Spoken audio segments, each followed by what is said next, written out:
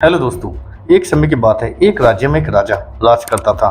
लेकिन उसकी एक कमजोरी थी कि उसकी केवल एक ही आंख थी और उसके पास एक ही पैर था। इन कमजोरियों के बाद भी वह एक कुशल और दयालु बुद्धिमान शासक था।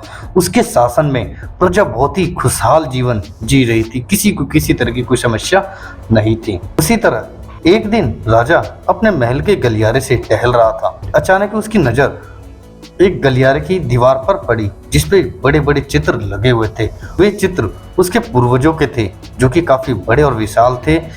उन चित्रों को देख के राजा के मन में विचार आया कि भविष्य में जब उसके उत्तराधिकारी महल के उस गलियारे से टहलेंगे तो उन चित्रों को देखकर अपने अपने पूर्वजों को वो याद करेंगे कि कैसे उनके पूर्वजों ने उनके लिए ढेर सारी चीजें करी। लेकिन राजा का चित्र अभी तक उस दीवार पर नहीं लगा था। अब राजा ने सोचा कि मेरी दीवार पर भी चित्र होना चाहिए, लेकिन उसकी शारीरिक अक्षमताओं के कारण उसने कभी भी ये प्रयास नहीं करवाया था।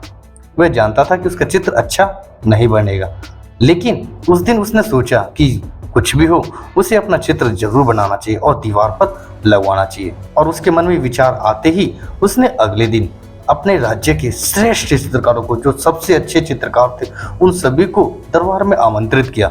दरबार में उसने घोषणा की कि वह महल में लगवाने के लिए अपना सुंदर चित्र बनवाना चाहते हैं और जो उसका सुंदर चित्र बना सकता है वह चित्रकार आगे आए। चित्र जैसा बनेगा वैसा ही उस चित्रकार को इनाम दिया जाएगा। अर्थात जितनी अच्छा चित्र बनेगा, जितनी अच्छी पेंटिंग होगी, उसको उसी के हिसाब से इनाम दिया जाएगा। मतलब ये फिक्स नहीं था कि कितना इनाम मिलेगा, लेकिन उसको उसी के हिसाब से इनाम दिया जाना था। दरबार में उपस्थित सभी चित्रकार अपनी कला में निपुण थे कि वहाँ पे बहुत से दूर दूर से कई चित्रकार आए थे और सभी अपने काम में माहिर थे। लेकिन राजा की घोषणा सुनने के बाद वे सोचने लगे कि राजा तो काना है और लंगड़ा है, ऐसे में उसका सुंदर चित्र कैसे बनेगा। ओह माय गॉड, चित्र सुंदर नहीं दिखा तो हो सकता है राजा गुस्से में आ जाए और उनको सजा दे और उनको मरवा भी सकता है। यह विचार किसी को आगे आने के लिए साहस नहीं दे पा रहा था और सभी कोई ना कोई बहाना बनाकर वहां से जा रहे थे। वहां मात्र एक युवा चित्रकार खड़ा रहा। राजा ने उससे पूछा कि क्या तुम मेरे चित्र बनाने को तैयार हो। युवा चित्रकार ने हामी भर दी। राजा ने उसे अपने चित्र बनाने की आज्ञा दे दी और अगले ही दिन वो चित्रकार अपने चित्र बनाने में जुट गया और अच्छे से पूरे मन से उसमें लग गया।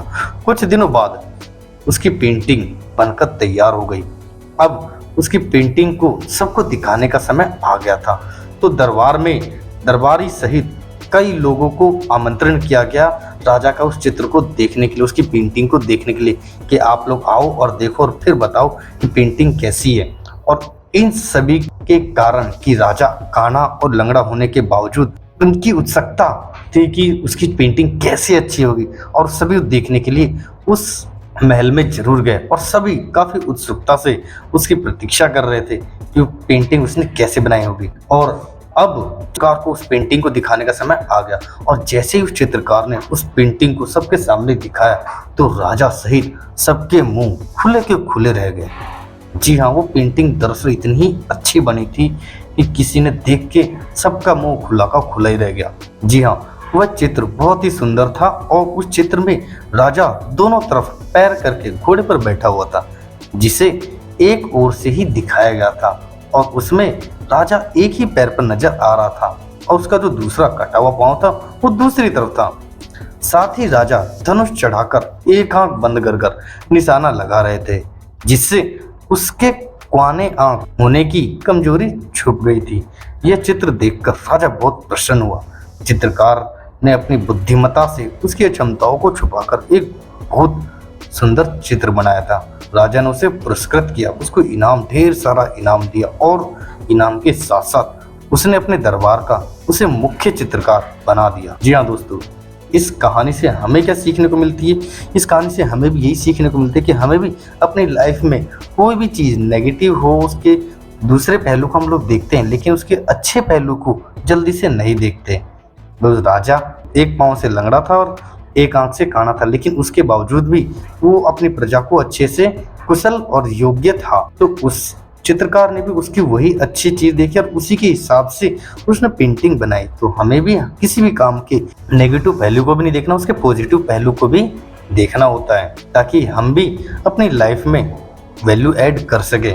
इसीलिए आप भी प्रॉमिस करो कि आपके पास भी कोई प्रॉब्लम आती है तो उसको प्रॉब्लम की तरह से नहीं देखना है। अब आपको ये सोचना है कि ये एक प्रॉब्लम आई, इसका सॉल्यूशन मैं कैसे ढूंढ सकता हूँ, जिससे कि आप प्रॉब्लम ओरिएंटेड पर्सन नहीं सॉल्यूशन ओरिएंटेड पर्सन बन सको। आई होप आपको ये स्टोरी अंदर से इंस्पायर कर रही होगी, और ये स्टोरी आपको कैसी लगी नीचे कमेंट करके जरूर बताएं। अब हम मिलेंगे अगली वीडियो में ऐसी एक पावरफुल स्टोरी के साथ। और अभी तक आपने चैनल को सब्सक्राइब नहीं किया तो प्लीज़ चैनल को सब्सक्राइब करके नोटिफिकेशन बेल को हिट करना ना भूलें, जिससे कि ऐसी इंस्पिरेशनल स्टोरी आप तक टाइम टू टाइम पहुँचती रहे। और आपने मेरे को अपना कीमती समय दिया, उसके लिए तहे दिल से शुक्रिया।